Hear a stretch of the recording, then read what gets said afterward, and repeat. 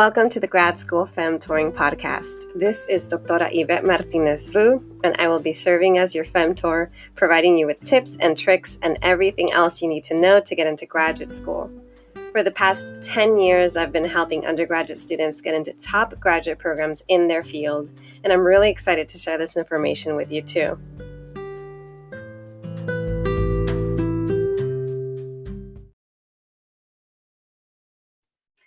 Welcome, everyone. This is Doctora Yvette. I am recording.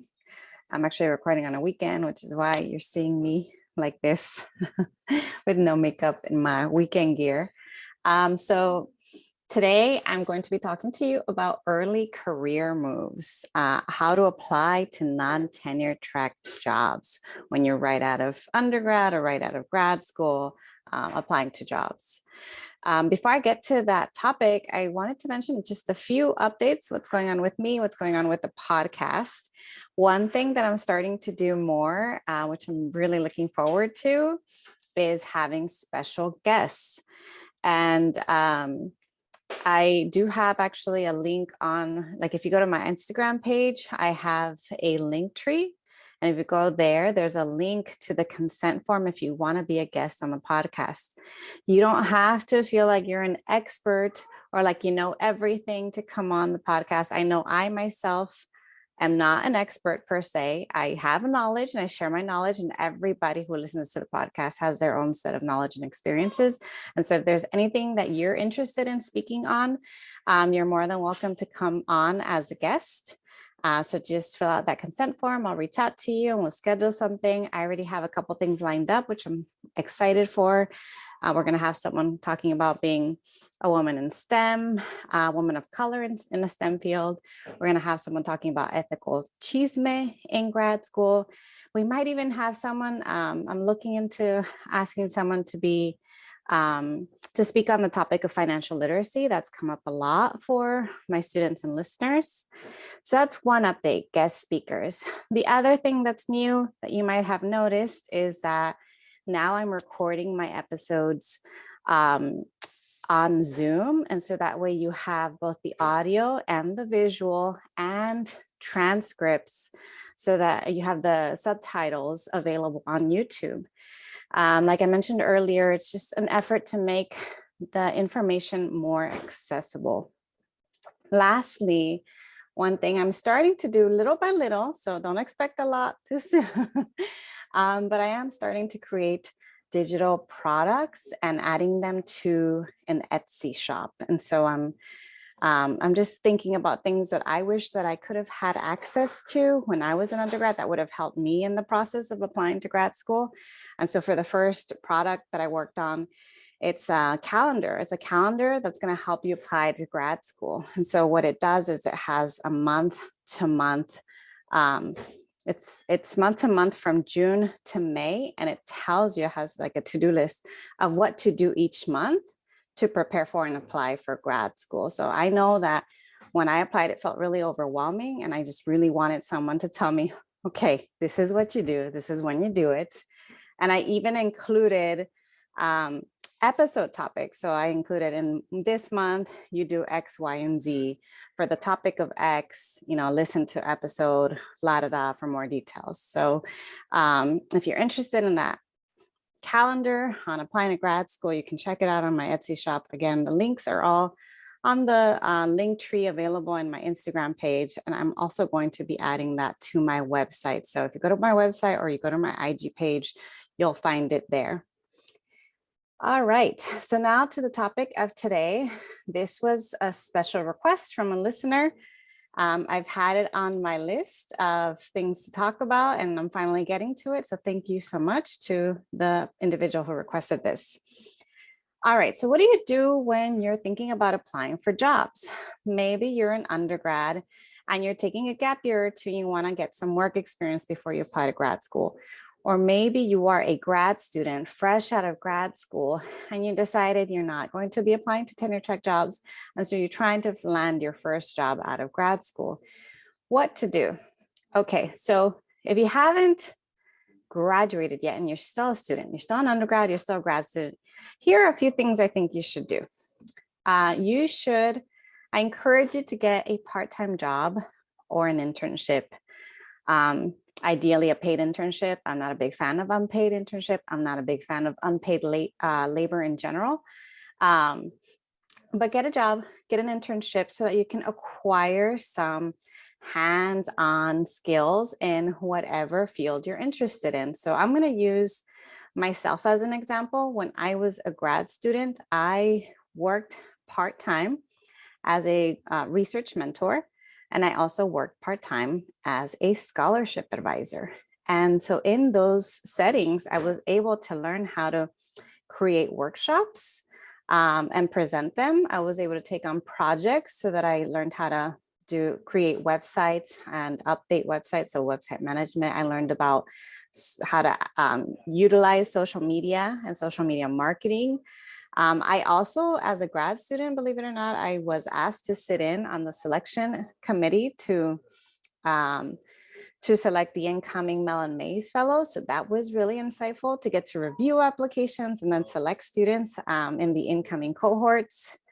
And so if you are in these positions, I would encourage you to think about what is it that you want to get out of it, and how can I advocate so that I can get these skill sets during your time there. So for instance, if you are a graduate mentor and in your position, there's no possibility for you to, or hasn't been presented as an opportunity for you to be part of a selection committee, maybe you can ask, inquire, notify your supervisor and let them know, like, I'm interested in some professional development. One of the things I'm interested in is learning how to review and select applications.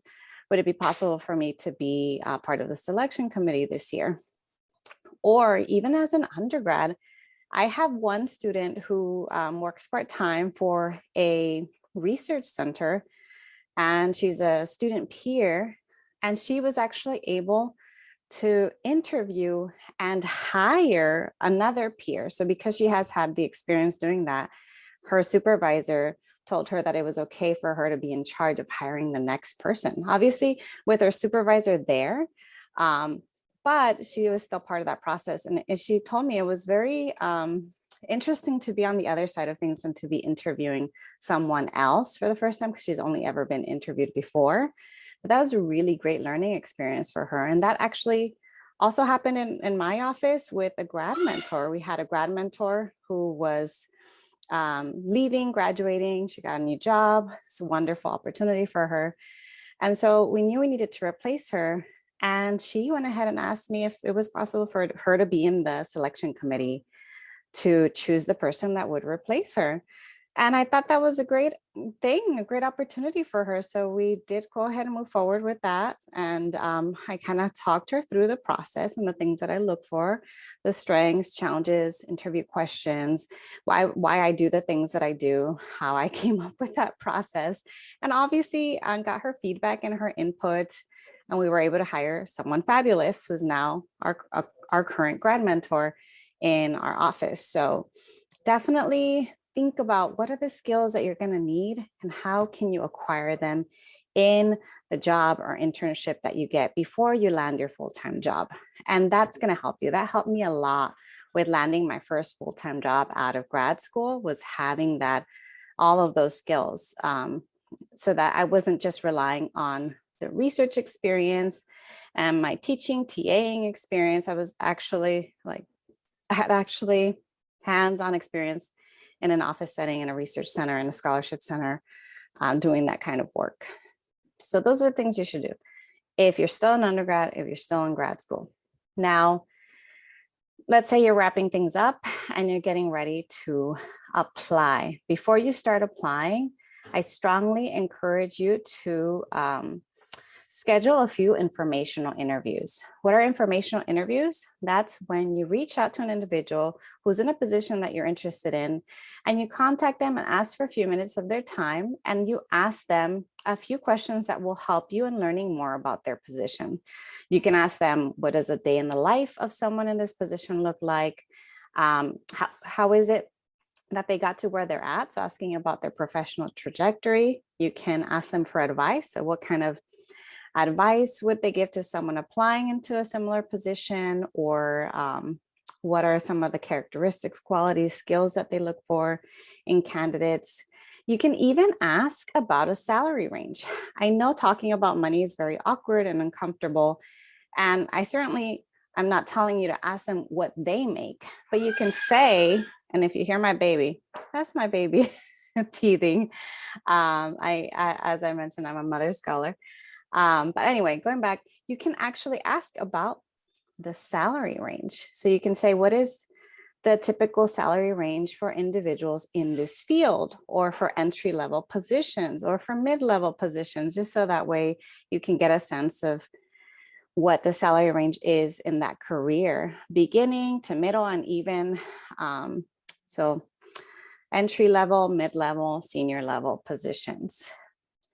And then, of course, very, very important, as you wrap up that informational interview, you want to let them know that you're applying, that you're actively or currently applying, and that, thank you so much for your time. I would really appreciate it if you see anything to send jobs my way. This is how networking works. If you develop a really good rapport with them, they're going to remember you, and they're going to say, oh, I talked to that one person. Let me send them this job ad. And you might get a job ad for a position that you wouldn't have otherwise found. Maybe it wasn't posted on the big databases. Maybe it wasn't available for an extended period of time. So it was really helpful to have them send it to you directly, or to have them as someone you know, because then if you know them, then you can say in your letter, like, I found out about this position through so-and-so. And then all of a sudden, it's like you have that connection to that person who has a direct link to the position or to the campus, etc. So networking helps, informational interviews help. And don't just do it once, do it a couple of times. It is hard to reach out. You are going to feel like you may feel like you are bothering individuals. I know I get like that. I worry about that sometimes. But you're not asking for too much of their time. It could be just 15 minutes. It could be half an hour. I wouldn't ask for more than half an hour of their time. Half an hour is more than enough time for you to get the information that you need from them. And then lastly, another thing to do is, after telling them, I am actively applying for jobs. There's anything you recommend for me to prep, or if you see any jobs, please send them my way. And if there's anyone else that you recommend I talk to, please let me know. So then you're asking them to refer you to someone else to talk to. That's also very helpful, because then you know who else you're going to talk to next. So keep that in mind. Informational interviews are really helpful. They help you get the ball rolling. They kind of help you keep you accountable, because then you're telling people you're applying, so you almost feel obligated to follow through with what you're saying. So that's the first thing I want to say. The next thing has to do with the topic of salary range that I mentioned earlier. When you're applying to jobs, especially if you're still applying to jobs in higher education, they might be non-tenure track, but it's still in higher ed. I'm using that example because that's what I know. A lot of times the job ads may not tell you what the starting salary is. And that's really frustrating, because then you're applying to a job and you have no idea if you can even pay your bills with what you might make if you get that job. So one thing I want you to do is, in preparation for that, one, figure out what is the salary range for this position, for this career track that you're on. And also figure out what is the minimum that you are willing to make. You want to have a set number of, like, what's the minimum that you would make to be able to pay your bills. This is where it's important to have a budget and figure out, okay, how much do I need to make to, at the very least, survive? And so when you look at, let's say the minimum you need is, I don't know, 2,000 to survive, and you multiply that by 12. So you need 24,000. So you're not looking for a job that's 24,000. I'm pulling out my calculator. Love the calculator. Keep in mind, when you get full-time jobs, you have to pay for benefits and you have to pay taxes. And that takes out 1/3 of your income. Yes, you make 30K, all of a sudden you're only taking home 20K. You make 60K, all of a sudden you're only taking home 40K. So if you know you need $24,000 a year, $24,000 plus 1/3 plus 30%. Okay, you need to make at least 31K. That's at least. I would say even more than that. That way you can save up, have a nest egg. If you have to pay for loans or whatnot, you can have that cushion. So figure out what is the minimum that you're willing to make to survive, because you don't want to end up like I did my first job out of grad school. I thought, oh, I'm making way more than I did as an undergrad. I mean, as an undergrad and as a grad student. And then when I got my first paycheck, and then they slashed 1/3 of my paycheck for benefits and for taxes.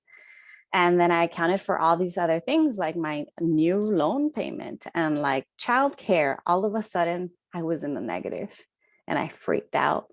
And I did end up having to incur credit card debt until I landed my next job, which had higher pay. So figure out that minimum number and don't accept anything less than that.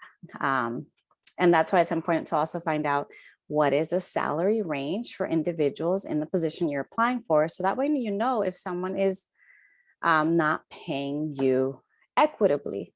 Again, I'm telling you this because these are things that I wish that I knew when I applied for my first and my next position, because it's really hard to keep moving forward when you realize that you're not being paid equitably. And this comes up a lot for people of color, for women of color. I know that's happened to me, continues to happen to me. And so that's why I advocate for my students, and I'm advocating for myself, just to make sure that no matter what, you're making pay that both kind of covers your bills and that it's in line with what other people make in that field. So salary range, figuring that out, figuring out what's the minimum that you need and that you will accept is very important. Another thing that's very important, they want to keep in mind, especially for the Cali folks, because I know y'all are listening to me, especially SoCal, NorCal folks, y'all are listening to me. LA, I know at least 1/4 of my audience is from LA. I don't know what it is, but y'all keep listening. Maybe it's because I'm from LA, even though I don't live in LA anymore. So anyway, cost of living. You want to take into account cost of living in that area and keep that in mind when you figure out what your minimum amount is.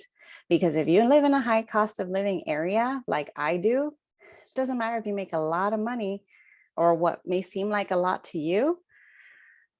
If cost of living takes up the majority of your paycheck, it's really hard to kind of plan long term, to sustainably plan for yourself, for your family, for your retirement, all these other things that you want to keep in mind for your future. So yes, cost of living is a big one. Okay. Thinking about also location, you want to identify whether or not you are willing to move outside of your current location for that job. Are you staying in one location, or are you willing to apply widely? That's then going to impact how you're going to do your search for jobs. So if you're doing a job search that's location specific, then I recommend looking for, again, it depends on the career track that you're on, but going back to let's say you're applying to jobs in higher ed, you want to look for universities in the area. You want to look for community colleges in the area. You want to look for nonprofits in the area. You want to look for companies in the area that are aligned with your values, with your career goals, with your long-term goals, but also that are, again, in that area. So instead of, perhaps you might not just do a search on the big sites like Indeed or Inside Higher Ed or the Chronicle of Higher Education. Maybe you might do your search on very specific websites for California State Universities, for specific UCs, University of California, specific, basically what are, like, if you know there's a region, let's say Chicago, for instance, you want to live in Chicago, you want to get a job there, Why do I say that? Because I at one point wanted to do that. Then you look for what's out there. UIC is out there. University of Chicago is out there. DePaul University is out there. Close by is Urbana-Champaign. Okay, that's not Chicago, but it's in Illinois.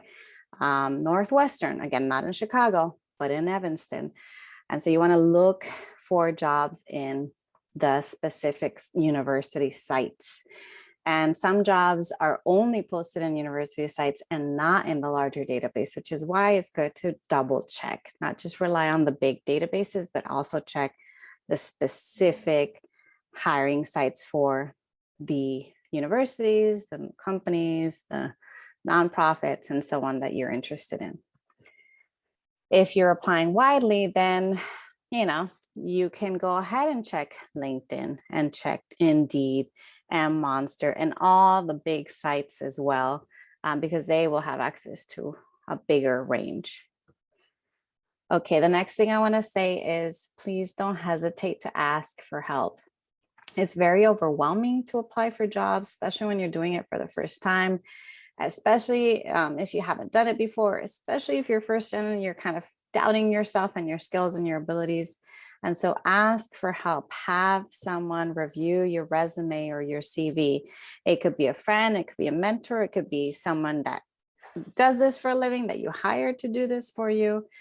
And make sure that when you're working on your materials, that you tailor them as much as possible. It is a lot of work, but the more you tailor, the more you make the argument that you're a good fit for that job, for that position, for the culture of that space, and the higher your chances are of getting an interview and getting the job. And when you're tailoring, make sure, especially for jobs, make sure that you mirror the language. Make sure that you're using the jargon that they use. Make sure you want to speak the way that they speak in terms of the language of the culture of the setting. So if you see certain skills, certain things that they want, and you have that skill, you want to mirror it, and use language that matches the way that they describe that skill. So what do I mean by that is, I mean that you're reframing the academic skills that you gain in undergrad and grad school, and reframing them so that it matches the job. So instead of, maybe you might be tempted to say, I facilitated 1-hour discussion sections as a teaching assistant. You could instead say, I presented complex concepts to general audiences of 20 to 100, if you were TAing for a small or a large lecture. And instead of saying you have these broad research and teaching skills, you can say that you also have project management skills. You also have public speaking skills. You also have, management, like, I don't know, I feel like I learned people management, crisis management. There's a lot of skills that you gain both as an undergrad and as a grad student. And so emphasize them based on what you see from the job ad as like the language that they use and the skills that they prioritize. And then, like I said earlier, have someone review your materials. And actually another thing, and again, it depends on your comfort level, how close you may be to an individual, but if you're comfortable with doing this is something I did as well, especially to folks that I kind of knew that were more acquaintances. They weren't close friends, but they were acquaintances. I knew them to some extent. Is actually reached out and asked individuals, hi, I noticed that, you're doing X, Y, and Z, and I'm interested in applying to X, Y, and Z. I was wondering if you might be willing to offer some advice since I'm interested in applying, or if you might be willing to share sample application materials. Any insight you can provide would be very helpful. So you notice how I slipped in, you might be willing to share sample application materials. That's really helpful when you see like just like I say this when applying to fellowships as well, when applying to grad school. If you can see what a winning statement looks like, if you can see what a job app looks like for someone who got into the job that you want, then you can see, oh, look at, this is how they reframe this. This is the skill sets that they gain. Oh, that's the gap that I have that I need to fill, and I can do X, Y, and Z in the meantime to fill that. You start to notice some things that maybe may not be clear from the job ad. So maybe ask a few people, slip it in, give them the kind of opportunity to say yes or no, depending on, again, their comfort level too. Maybe they don't feel comfortable sharing their materials, and that's completely okay. But they might still give you great advice, or maybe they might still offer to review your stuff. So no matter what, any help, take it. Yeah, and I think one last thing I want to say about applying to jobs is to apply to as many positions as you can within your capacity to do so. In some ways, it is a numbers game. And so you just need to keep applying and applying and applying. The good thing about jobs is that they have shorter timelines than applying to, say, grad school or tenure track positions. So you'll start to hear back relatively soon. You don't have to wait multiple months like in grad school, where you apply in December, you don't find out till February, March, you're waiting 3 months, sometimes longer. At least when you apply to jobs, you'll find out 2 weeks, maybe 4 weeks later, but it's a quicker timeline. So just keep applying. If you don't hear back after a month, you can inquire, get an update on the status of your application. If you get turned down, it doesn't hurt to ask for feedback. I know it's more work on their end for you to ask for tailored feedback, but you know what? You deserve it. Why not ask? I actually, I know it's more work on my end, but I've had individuals ask me why they didn't get into McNair, why they didn't get the graduate mentor position. And when they ask, I go back, I re-review their application, I re-review their interview notes, and I give them a detailed paragraph on their strengths and their challenges and the things that they can do to improve their application or their interview in the future. So you can always ask for feedback. They may give it to you, they may not. And then, like I said, keep applying, keep applying, keep applying. Eventually, if you apply enough, the odds will be in your favor and you will land something. And your first job doesn't have to be the job that you love. It doesn't have to be the job that's going to be your job that you're going to retire in. But maybe it can be your stepping stone job. Maybe it can be the job that's going to help you then get the next job that's going to be the perfect job for you. So yeah, keep applying, see what comes up, keep networking, reach out, get help, and good luck with your search. All right, y'all. I hope you found this helpful. I'll talk to y'all later. Bye.